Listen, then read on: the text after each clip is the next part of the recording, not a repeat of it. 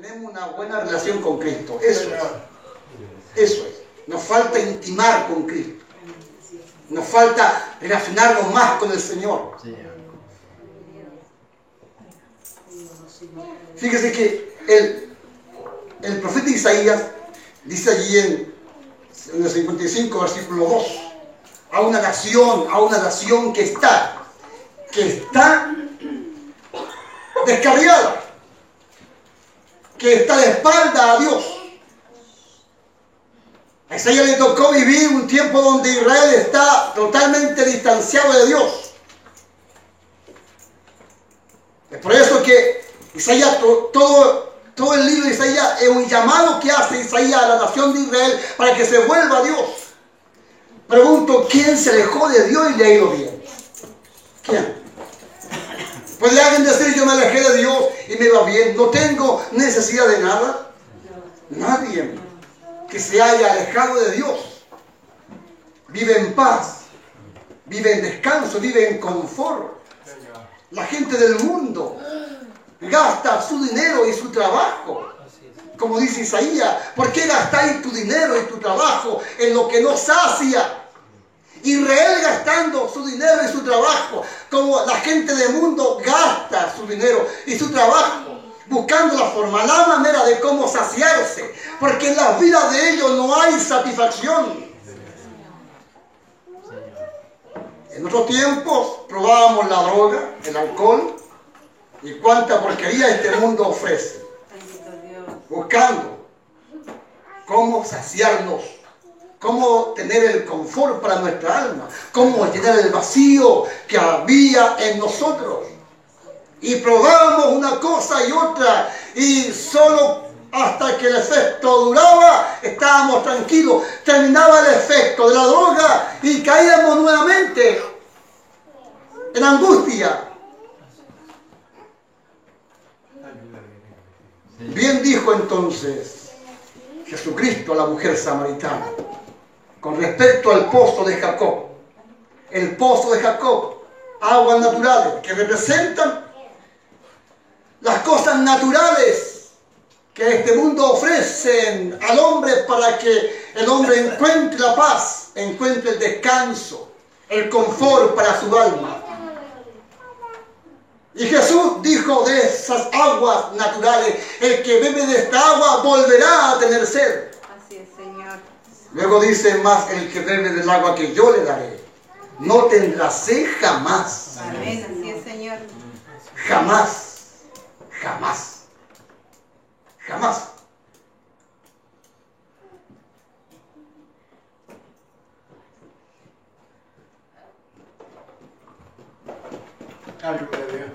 Pero sin embargo dentro de la iglesia hay sed. Sed de un montón de cosas. De un montón de cosas. Queremos satisfacernos porque no vivimos en satisfacción. Pasa dentro de nuestras congregaciones, debería pasar solo en el mundo, pero lamentablemente pasa también en nuestras congregaciones. El profeta dice, ¿por qué gastáis tu dinero en lo que no espanta, tu trabajo en lo que no sacia? Luego dice, oídme atentamente y se deleitará vuestra alma con grosura. El Dios eterno manifestó su palabra. Jesucristo viene a escena, la esperanza para el hombre se manifiesta. Jesucristo, el Hijo de Dios, que en todo lo llena, que en todo lo satisface. Cuando alguien alcanza a Cristo y tiene a Cristo morando en su vida de verdad, cuando alguien está en Cristo y Cristo está en él, este vive en satisfacción, vive en un real confort. Este tiene paz, paz en su alma. Jesucristo dijo en cierta oportunidad, el que tenga sed, venga a mí. Así es, Señor. Y beba. Amén. Y el que cree en mí, como dicen las Escrituras, de su interior correrán ríos de agua viva. Iglesia, como escuchamos tiempo atrás, yo estaba acá. El reino de Dios no consiste. El reino de Dios no es comida. Así es. ¿Cuándo vamos a entenderlo? ¿Cuándo? Nos predicó, pero ¿cuándo lo entenderemos? El reino de Dios no es comida. No es comida. No es bebida. No es cosas naturales. No son cosas físicas.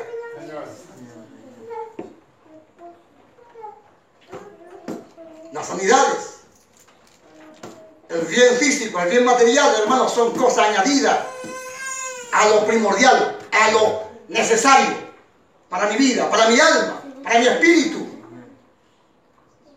El reino de Dios no consiste en comida ni en bebida. ¿En qué consiste? A ver, ¿se acuerdan? A ver, díganme, ¿en qué consiste? ¿Se acuerdan? Les pasa por aquí, les sale por acá. Y gozo en el Espíritu Santo.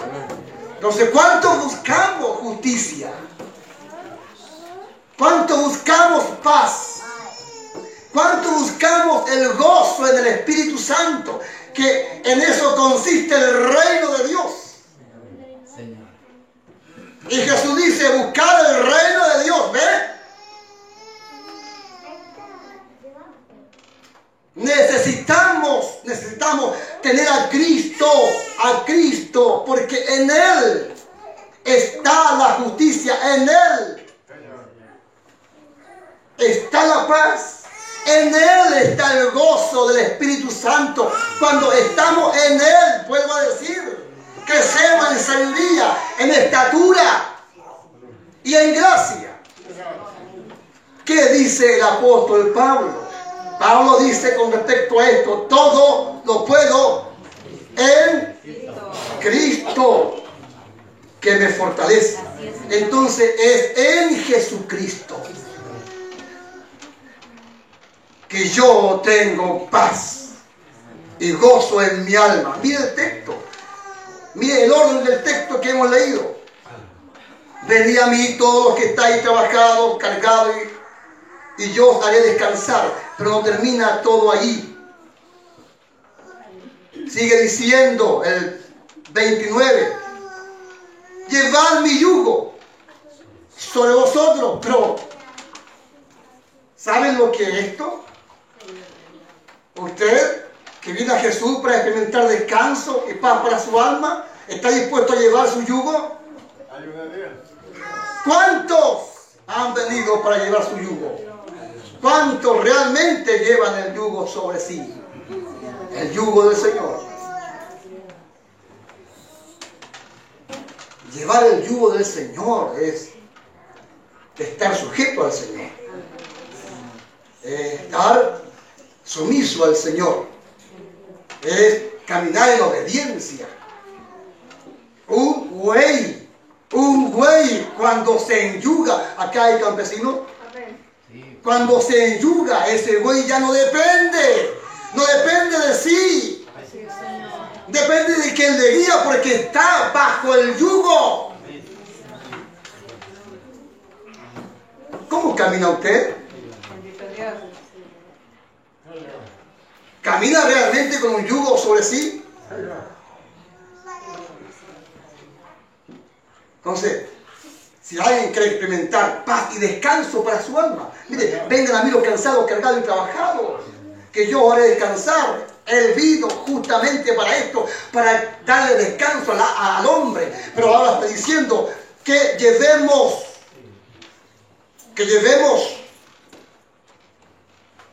su yugo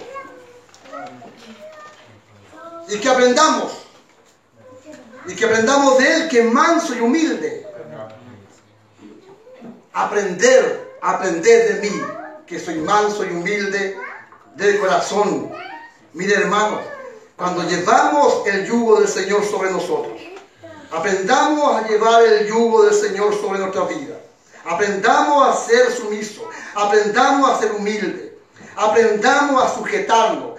Cuando aprendamos a caminar en sujeción a la palabra, cuando realmente sepamos lo que es ser siervo, cuando aprendemos lo que es ser sierva. El siervo, la sierva es como el esclavo, hermano, como el buey. El esclavo no hace lo que quiere, lo que se le antoja. Amén, sí, Señor. Esto es llevar el yugo del Señor. Yo pregunto en esta hora, ¿cuánto están dispuestos a llevar el yugo del Señor? Y luego dice, aprended de mí, que soy manso y humilde de corazón. Y, mire, ahora recién ve, y hallaréis descanso para vuestra alma. Si usted no aprende a llevar el yugo del Señor, si usted no está dispuesto a aprender del que dice aprender de mí, si no está dispuesto a aprender de Jesús, no me extrañaré de que ande con depresión el día de mañana. No me extrañaré que toda su vida ande lloriqueando por cosas físicas y naturales. No me extrañaré. ¿Por qué? No me extrañaré. Porque no ha aprendido. No ha aprendido a llevar el yugo del Señor. No ha estado atenta ni atento al que está diciendo, aprended de mí, que soy manso y humilde de corazón. Hermanos, Juan el Bautista dijo, el reino de los cielos se ha acercado. Y él está señalando a Jesucristo. Jesús aparece de escena y dice, he aquí el reino de Dios entre vosotros. Yo debo conocer lo que es el reino de Dios. Y no solo debo ser espectador de lo que es el reino de Dios. Mire, cuando Jesús conversa con Nicodemo, le habló de un ver el reino y le dice, de cierto te digo que si no naces de nuevo no verás el reino de Dios. Nicodemo no entiende y Jesús tuvo que decir en segunda instancia, de cierto te digo que si no naces de agua y de espíritu no entrarás al reino de Dios. Note eso, le habló de un ver el reino y luego le habló de un entrar al reino. Una cosa es ver el reino y otra cosa es entrar al reino de Dios. Entonces hay gente que se va a morir dentro de una congregación solo como espectadora del reino de Dios. Gente se hace vieja dentro de una congregación, pero solo como espectadores, siempre como espectadores de lo que es el reino de Dios. Saben lo que es Jesucristo, predican de Jesucristo. Y eso es todo, porque saben, mas nunca se han relacionado con el reino. Nunca han entrado al reino. Una cosa es ver el reino y otra cosa es entrar al reino. Mire, Jesús dice, yo soy la puerta. ¿Han leído aquello? No es solo eso. Luego dice, y el que entrare, ¿ve? ¿Ve que son pasos? Son pasos. Entonces hay gente que solo ve el reino, hay gente que solo ve la puerta y se hacen viejos dentro de las denominaciones, viendo, observando. Y ahí están lloriqueando con sus problemas, ahí están pidiendo la oración porque están enfermos, ahí están pidiendo la oración porque están sin trabajo, siempre atentos y lloriqueando por cosas físicas y naturales. No tienen conciencia de lo que es el reino de Dios. ¿Cómo entenderemos lo que Jesús dice al presentar este principio, a buscar el reino de Dios, si no conocen lo que es el reino de Dios? Jesucristo es el reino de Dios y con Él hay que relacionarse. Buscar el reino de Dios y su justicia. Y lo demás es dado por añadidura. Así que, iglesia, una vez más les digo, esta noche, el reino de Dios no consiste en comida, ni en bebida. No consiste en cosas físicas, en cosas naturales. El reino de Dios consiste, y les vuelvo a reiterar, consiste en justicia, en paz y en gozo en el Espíritu Santo. ¿Qué les digo? Busquen justicia, busquen paz y busquen gozo en el Espíritu Santo. Ya no seamos espectadores del reino, entremos al reino de Dios. Ya no seamos espectadores de la puerta, entremos por la puerta. y empecemos a relacionarnos con el Señor Jesucristo. Seamos como ese uno que vuelve a Jesús para darle la gracia porque fue limpio de su lepra y decide seguirle. Y decide seguirle. Decide tener una vida relacionada con el Señor Jesucristo. Yo sé que acá hay mucha gente y sé que muchos de ustedes se congregan solo como espectadores del reino. Y yo les invito en esta hora de la noche a que tomen una decisión. La decisión de entrar al reino. La decisión de tener una vida en relación con Jesucristo. Le invito a que muchos de nosotros seamos como ese uno que volvió a Jesús para darle gracias y también para seguirle y también para relacionarse con Él. Cuando hagamos esto, entonces encontraremos la paz y el descanso para nuestra alma. Pónganse de pies.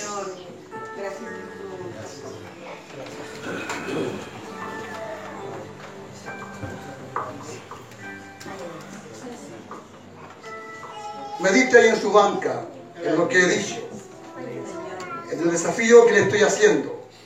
Esto es entre usted y Dios. Usted sabe si es espectadora o realmente está como ciudadano del reino de Dios. Si es así, es porque ya no está haciendo lo que quiere, ya no hace lo que se le antoja, está en surrección. En el reino de Dios todo marcha a la manera de Dios y no a nuestra manera. Eterno Padre Celestial, en el nombre glorioso de Jesucristo, tenemos la oportunidad de presentar esta palabra delante de esta congregación, delante de estos mis hermanos. Tú sabes, Señor, que necesitamos que nos hables. Hay necesidad, Señor, que nos confrontes. Necesitamos ser confrontados, Señor. Tú estás a las puertas y llamas. Por si alguno oye tu voz, creo con todo mi corazón que soy oveja. Y aunque tu palabra, Señor, atenta contra mi vida, contra mis deseos, pero entiendo que es tu palabra. Sé que aquí hay ovejas, Señor, y que aunque la palabra atente contra su deseo, contra sus cosas naturales, en el fondo saben que es tu palabra, es tu voz, es tu voz manifestándose. Toda cadena sea cortada, Señor. Hay cadenas, hay ligaduras, hay cosas que no nos dejan ser libres para de una vez por todas, Señor, meternos más adentro. La puerta está abierta, pero nos cuesta meternos más adentro. Trata, Señor, con mis hermanos, con mis hermanas en esta noche. Mediante oran, mediante se confiesan. Señor, en esta noche estamos aquí delante de tu presencia. Ayúdanos, porque solo no podemos. Ayúdanos a despojarnos de todo peso y del pecado que nos asedia. Realmente, Señor, podamos ser libres y correr con paciencia la carrera que tenemos por delante. Puesto los ojos en Jesús. Que estos mis hermanos sean hermanos esforzados, mis hermanas esforzadas, Señor. Permítenos de entrar más adentro. Permítenos encontrarnos con lo que hay detrás de la puerta, con tu gloria, Señor, y experimentar el real descanso para nuestras almas. Bendice a esta congregación, Señor. Sigue tratando con estos mis hermanos. Mientras caminan a su casa, mientras están en su casa, que esta palabra Siga amonestando a los que deben ser amonestados. Bendice la sierva, Señor, que tiene la responsabilidad de estar dirigiendo este lugar. Bendícela, bendice a sus hijos, quienes le colaboran, Señor.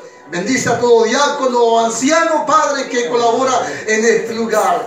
Bendice a los que presiden. Luz, Padre eterno, para ellos, Padre eterno, y toda esta congregación crezca,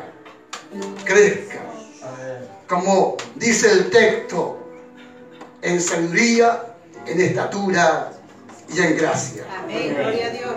Gracias por todo en el nombre de Jesús. Amén.